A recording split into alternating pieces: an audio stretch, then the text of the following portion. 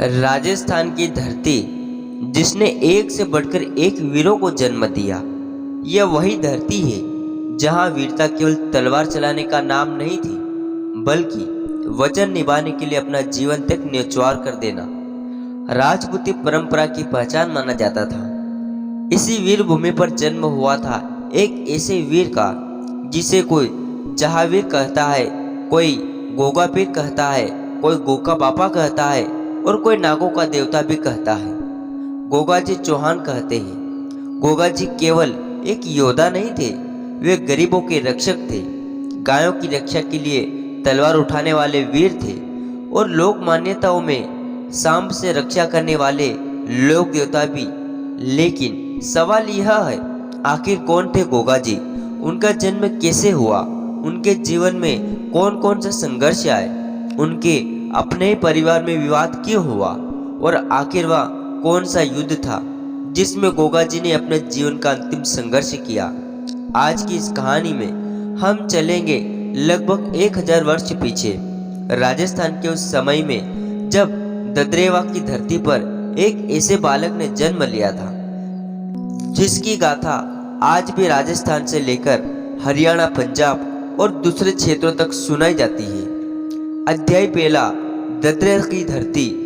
कहानी शुरू होती है राजस्थान के वर्तमान चूरू क्षेत्र के ददरेरा से।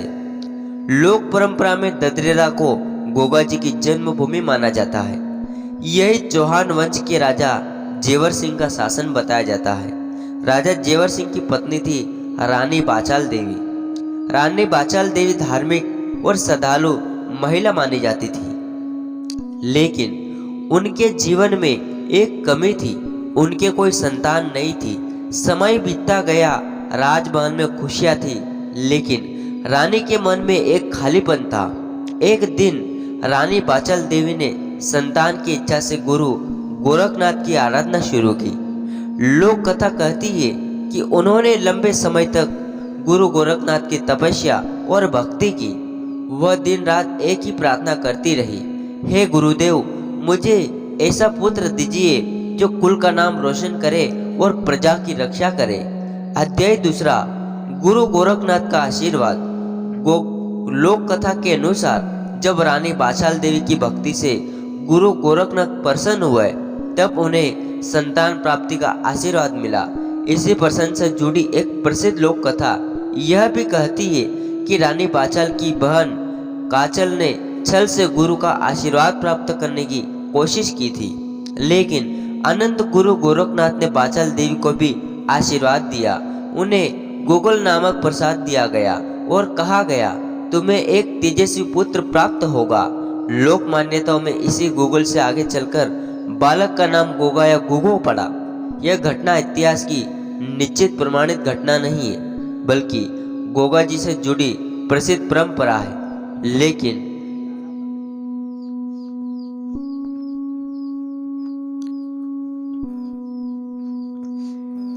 इसी गूगल से आगे चलकर बालक का नाम गोगा या गुगो पड़ा।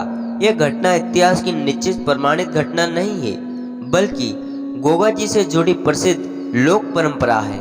लेकिन राजस्थान की लोक स्मृति में इस कथा का विशेष स्थान है। अध्याय तीसरा, गोगाजी का जन्म।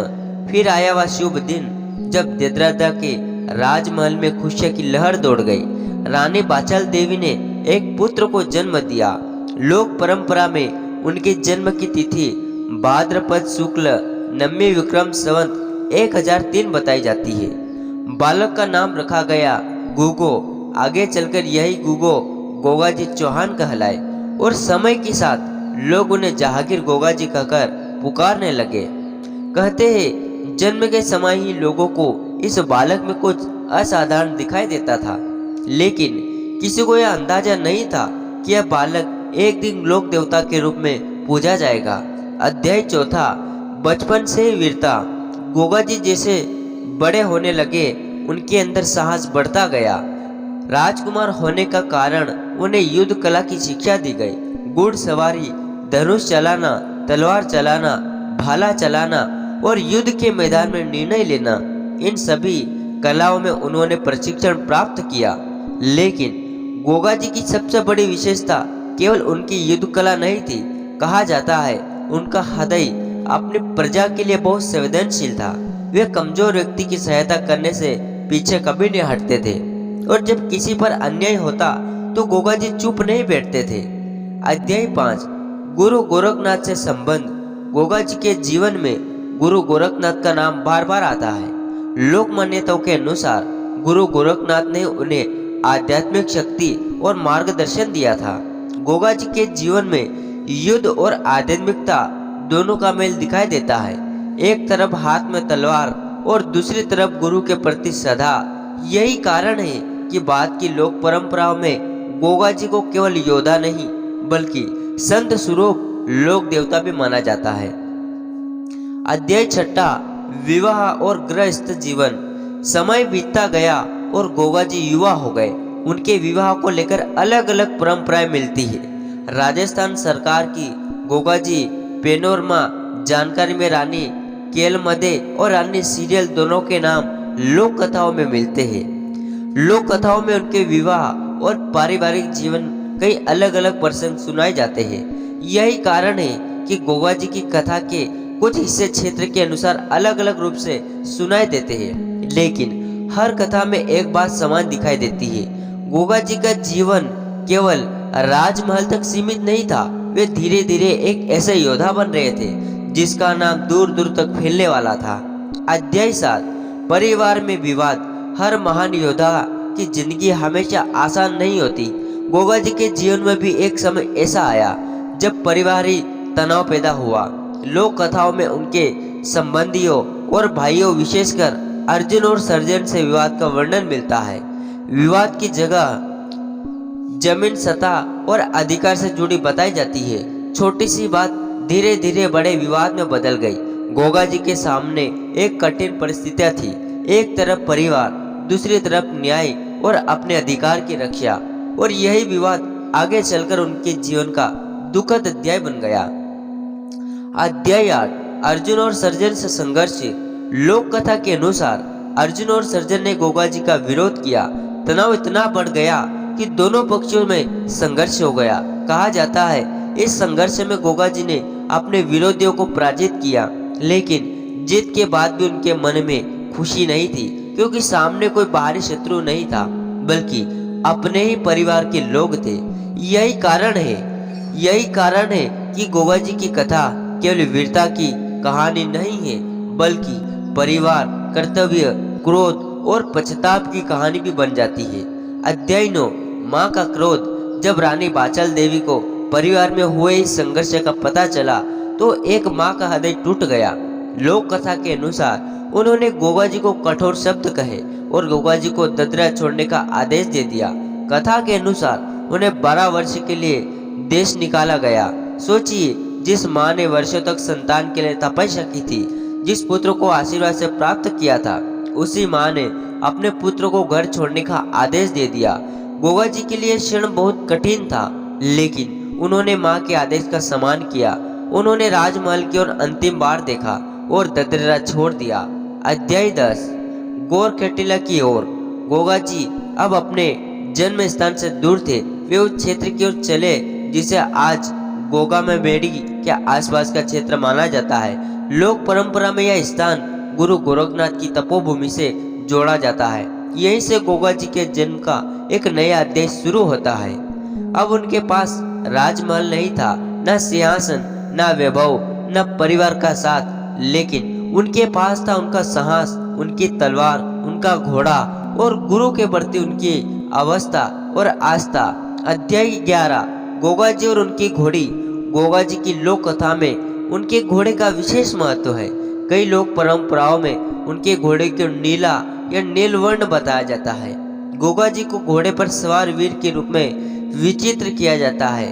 हाथ में भाला, सिर पर पगड़ी और युद्ध के लिए तैयार एक वीर योद्धा। आज भी जब गोगा जी की प्रतिमा या चित्र बनाए जाते हैं तो अक्सर उन्हें घोड़े पर सवार दिखाया जाता है। यही छवि उनकी वीरता की पहचान बन चुकी थी। अध्याय 12 जनता का रक्षक। समय के साथ गोगा जी की वीरता की चर्चा दूर दूर तक फैलने लगी। लोक कथाएं कहती है कि वे गायों और कमजोर लोगों की रक्षा करते थे। उस समय पशुधन विशेषकर गाय ग्रामीण जीवन के सबसे बड़ी संपत्ति थी। यदि किसी की गाय छीन ले जाती थी तो उनका पूरा परिवार संकट में पड़ सकता था। गोगा जी ऐसी स्थितियों में अपनी तलवार लेकर खड़े हो जाते थे। उनकी यही छवि आगे चलकर उन्हें लोकनायक बनाने लगी। अध्याय 13 जहावीर क्यों कहलाए। गोगा जी को एक और नाम मिला, जहावीर। लोक विश्वास में उन्हें सर्पों से जुड़ी शक्तियों वाला देवता माना गया। कहा जाता है कि गोगा जी की पूजा करने वाले लोग समदर्द से रक्षा की प्रार्थना करते हैं। इसी कारण राजस्थान के अनेक गांवों में गोगा जी के छोटे छोटे स्थान दिखाई देते हैं। अक्सर खेजड़ी जैसे वृक्षों के नीचे गोगा जी का स्थान बनाया जाता है। लेकिन यह याद रखना जरूरी है कि संप्रदर्श जैसी वास्तविक चिकित्सा आपात स्थिति में लोक विश्वास के साथ साथ तुरंत चिकित्सीय उपचार लेना जरूरी है। अध्याय 14 माँ से दूरी 12 वर्षों के देश निकाले की कथा में सबसे भावुक हिस्सा है गोगा जी और उनकी माँ पांचाल देवी की दूरी। एक बेटा अपनी माँ से दूर और एक माँ अपने पुत्र की राह देखती रही। लोक कथाओं में कहा जाता है कि गोगा जी कभी कभी छिपकर ददरेरा जाते थे, माँ को देखना चाहते थे, लेकिन अपने वचन के कारण सामने नहीं आते थे। यह प्रसंग गोगा जी की कथा को एक अलग ही भाव देता है, क्योंकि महान योद्धा भी आखिरकार माँ का बेटा ही तो होता है। अध्याय 15 अंतिम संघर्ष की शुरुआत। समय आगे बढ़ता गया। राजस्थान और आसपास के क्षेत्रों में राजनीतिक संघर्ष बढ़ रहे थे। लोक परंपराओं गोगा जी को मोहम्मद गजनवी की समय का वीर बताती है। राजस्थान सरकार के स्त्रोत में भी गोगा जी के निर्वाण को 1024 ईस्वी में महमूद गजनवी के साथ युद्ध से जोड़ा गया।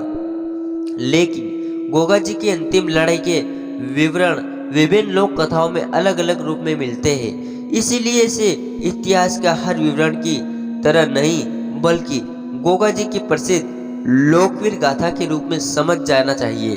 अध्याय 16 मातृभूमि और धर्म की रक्षा। कथा के अनुसार जब बाहरी आक्रमण का संकट आया तो गोगा जी ने युद्ध का रास्ता चुना। उनके सामने उम्र का सवाल नहीं था, उनके सामने केवल एक सवाल था कि अपनी धरती और अपने लोगों की रक्षा की जाए। गोगा जी ने तलवार उठाई। उनके साथ उनके परिवार और साथी भी युद्ध के लिए तैयार हुए। कहा जाता है कि वृद्धावस्था में भी गोगा जी ने अद्भुत साहस दिखाया। अध्याय 17 अंतिम युद्ध। अब युद्ध का मैदान तैयार था। चारों तरफ धूल उड़ रही थी, घोड़ों की टापें सुनाई दे रही थी, तलवारें चमक रही थी और युद्ध के नारों से वातावरण गूंज रहा था। गोगा जी अपने घोड़े पर सवार थे, हाथ में तलवार था। सामने शत्रु की सेना थी, लेकिन गोगा जी पीछे हटने वालों में से नहीं थे। उन्हें युद्ध किया, पूरी शक्ति से युद्ध किया। एक के बाद एक शत्रुओं को सामना किया। उनके साथ उनके परिवार और साथी भी वीरता से लड़ते रहे। अध्याय 18 वीर गति। आखिर वह क्षण आया जब युद्ध ने अपना सबसे भयानक रूप ले लिया। गोगा जी के अंतिम बार अपनी पूरी शक्ति से संघर्ष किया। लोक परंपराओं के अनुसार वे अपने भाई बंधुओं और परिवार के लोगों के साथ असाधारण वीरता से लड़ते हुए वीर गति को प्राप्त हुए।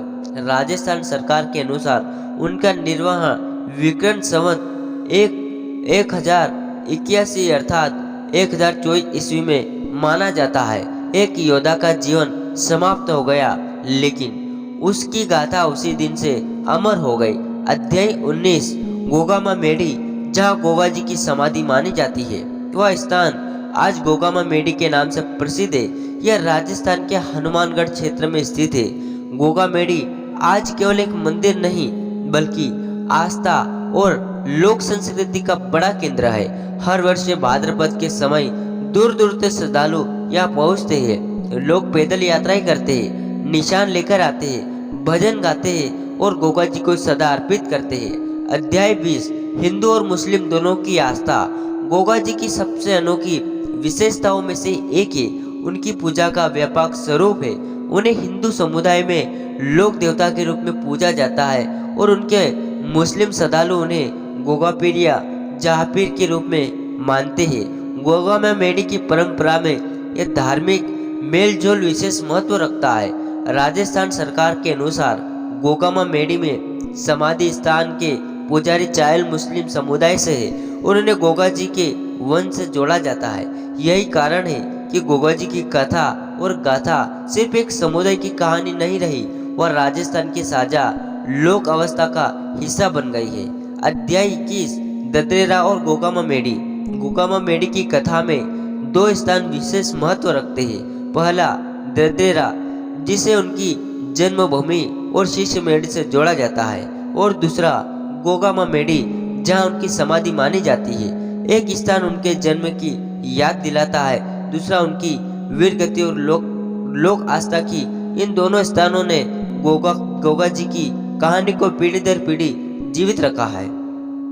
अध्याय 22 आज भी क्यों याद किए जाते हैं। अब सवाल है, लगभग 1000 साल बाद भी गोगा जी को लोग क्यों याद करते हैं। गोगा जी, क्योंकि गोगा जी की कहानी केवल तलवार की कहानी नहीं थी। यह कहानी है वचन की, यह कहानी है माँ और बेटे के रिश्ते की, यह कहानी है अन्याय के सामने खड़े होने की, यह कहानी है अपनी प्रजा और पशुधन की रक्षा की, और सबसे बड़ी बात यह कहानी है लोक विश्वास की शक्ति की। अंतिम अध्याय गोगा जी की अमर गाथा। समय बदल गया, राज्य बदल गए, राजाओं के महल मिट्टी में मिल गए, पुरानी युद्धों की आवाज इतिहास में कहीं खो गई, लेकिन गोगा जी का नाम आज भी राजस्थान की मिट्टी में सुनाई देता है। जब कोई भक्त गोगामा मेडी की ओर जाता है तो वह केवल एक मंदिर देखने नहीं जाता, वह उस लोक कथा से जुड़ने जाता है जो सदियों से लोगों की जुबान पर है। एक ऐसी गाथा जिसने माँ की ममता है, गुरु का आशीर्वाद है, वीरता है, परिवार का संघर्ष है, त्याग है, और अंत में मातृभूमि के लिए बलिदान है। गोगा जी का जीवन हमें यह संदेश देता है कि इंसान की उम्र समाप्त हो सकती है, लेकिन उसके कर्म, उसकी वीरता और लोगों के दिलों में बनी उसकी जगह कभी समाप्त नहीं होती। इसलिए आज भी जब राजस्थान की धरती पर गोगा जी का नाम लिया जाता है तो सदा से एक आवाज उठती है, जहावीर गोगा जी महाराज की जय। और शायद यही किसी वीर की सबसे बड़ी जीत होती है कि उसकी तलवार भले ही सदियों पहले म्यान में रख दी गई हो, लेकिन उसकी कहानी आज भी लोगों के दिलों में जिंदा है। जय जहावीर गोगा जी महाराज। तो दोस्तों, आज का वीडियो बस समाप्त करते हैं। आपको ये वीडियो कैसा लगा आप हमें कमेंट करके जरूर बताना, और हमारे गीता ज्ञान यूट्यूब चैनल को सब्सक्राइब जरूर करें।